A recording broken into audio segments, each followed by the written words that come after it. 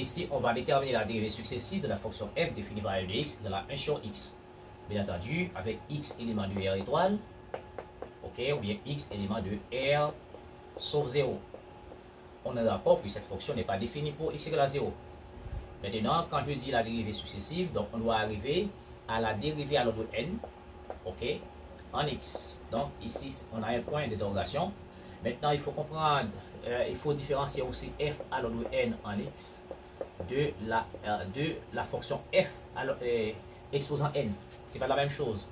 F exposant n, c'est f par f par f par f. D'accord, tout comme on avait a exposant n, a par a, c'est la même chose.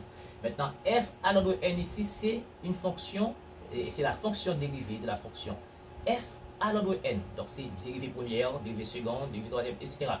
Maintenant, ici, il faut commencer par exemple, si n égale à 0, donc on va déterminer la dérivée à l'ordre de 0. La dérivée à l'ordre de 0 de la fonction f. Par convention, la dérivée à l'ordre de 0, c'est encore la même fonction. Et ça fait 1 sur x. Maintenant, la dérivée à l'ordre de 1, ce que j'appelle, nous appelons la dérivée première, f de x. Donc ici, 1 sur x, nous sur u, cette dérivée fait moins k en u' sur u carré. Maintenant ici, k c'est 1, on a 1 moins k qui est 1 par u'. Dérivé de x ça fait 1 et de tout sur u carré ça fait x carré, donc ça fait moins 1 sur x carré. Et la dérivée seconde de la fonction f en x, d'accord, la dérivée à l'ordre 2, c'est la dérivée seconde. Maintenant on va appliquer le même principe, cette fois-ci on a un moins qui est déjà là, et ici moins k, donc ça fait moins k qui est 1 par la dérivée de x carré qui fait 2x, d'accord, et le tout sur x carré au carré ça fait x4. D'accord, vous êtes d'accord? Et donc tout ceci, ça fait rapidement, moins par moins, ça fait plus, 1 fois 2, ça fait 2. Et puis ici, on simplifie par x, ça fait x3. Donc voici donc la dérivée seconde. Maintenant, on va passer à la dérivée à l'ordre 3, ou bien la dérivée troisième de la fonction f. Donc ici, c'est le même principe, on fait moins. Ici, k c'est 2 par la dérivée de x3 qui nous fait 3 x carré. Et le tout sur x3 au carré, ça va faire x6. Et 2 fois 3 ça fait 6, ça fait moins 6 x carré. Ici x6 on ne simplifie pas x carré, il va rester justement x4. Bon, si vous voulez, je peux passer à une quatrième dérivée à l'ordre de 4, et puis on va en tirer une conclusion.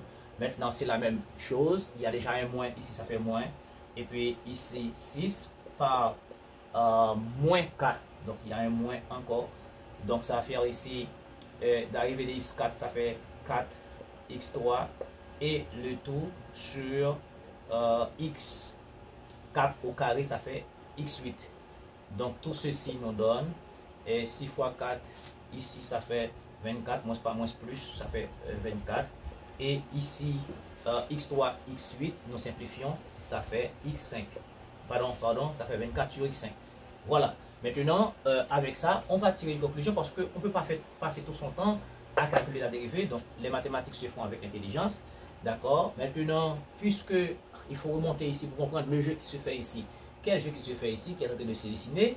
D'ailleurs, vous remarquez la dérivée à l'ordre de 0. Bon, quand je prends la dérivée à l'ordre de 1 par exemple, la dérivée à l'ordre 1 de la fonction 1 sur x, d'accord, 1 sur x, f de x.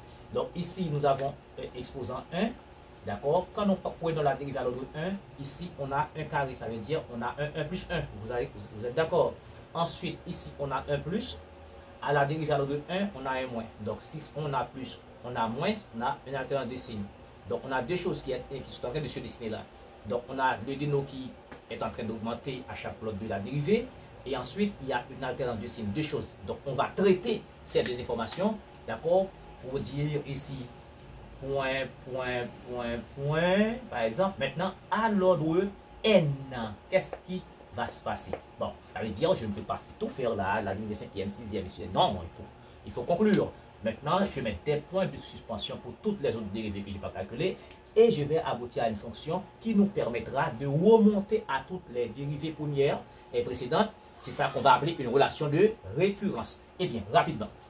Regardez, nous disons que à la dérivée à l'ordre 1, d'accord, la dérivée à l'ordre 0 qui était 1 ici au déno, on a le carré. Ça veut dire, puisqu'il y a une augmentation, donc si maintenant j'ai n, eh bien je vais avoir xn plus 1. Ça, c'est logique. Est-ce que vous êtes d'accord? Si maintenant, à la dérivée à l'ordre 1, on a 2 plus 1, eh bien, à la dérivée à l'ordre 1, on va avoir n plus 1. Pardon. OK? Maintenant, on va gérer maintenant le numérateur. Puisque vous constatez qu'il y a plus, moins, plus, moins, plus, etc. On a une alternance de signes. Donc, pour gérer l'alternance de signes, il faut avoir une fonction alternée, une suite alternée qui est moins 1 exposant n. Ensuite, on va gérer, n'est-ce pas, les numérateurs. On a 1 ici, d'accord? On a 1 à la dérivée à l'ordre 1, on a 1 ici. À la dérivée à l'ordre 2, on a 2 ici. À la dérivée à l'ordre 3, on a 6 ici. Et à la dérivée à l'ordre 4, on a 24. Qu'est-ce que cela veut dire? Eh bien, à remarquer, à la dérivée à l'ordre 1, ici, on a 1 ici, eh bien, on a factoriel 1 ici. À la dérivée à l'ordre 2, ici, on a factoriel 2 qui est égal à 2 par 1. OK? 2 fois 1 qu'on a ici. Et ensuite, à la dérivée à l'ordre 3, on a 6. 6, c'est factoriel 3 qui nous donne 3 par 2 par 1. OK? Et ici, on a 4 qui nous donne 24. 24, c'est factoriel 4. D'abord, qui nous donne 4 par 3 par 2 par 1. 4 fois 3, 12 fois 2, 24. Vous voyez? Eh bien, ici, on a factoriel n. Voilà donc l'expression de la dérivée à l'ordre n de la fonction f de x égale à 1 sur x.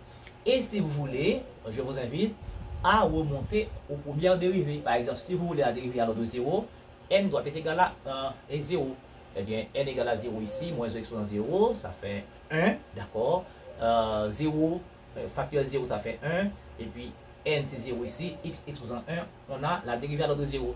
Et si vous voulez la dérivée à l'ordre 1, à l'ordre 1 ici, on a moins 1 sur x carré. Vous remplacez quoi? N par 1. Vous allez avoir moins 1 exposant n qui nous fait ce moins 1 qui est là. Et puis, à l'ordre 1, factoriel 1, ça fait 1. Et puis, 1 plus 1, ça fait 2. Donc, on a moins 1 sur x carré, etc. Donc, ça, c'est une relation de récurrence qui nous permettra de remonter à toutes les dérivées. À votre plaisir, si cela vous a aidé, je vous invite à vous abonner, à liker et à partager pour tout le monde.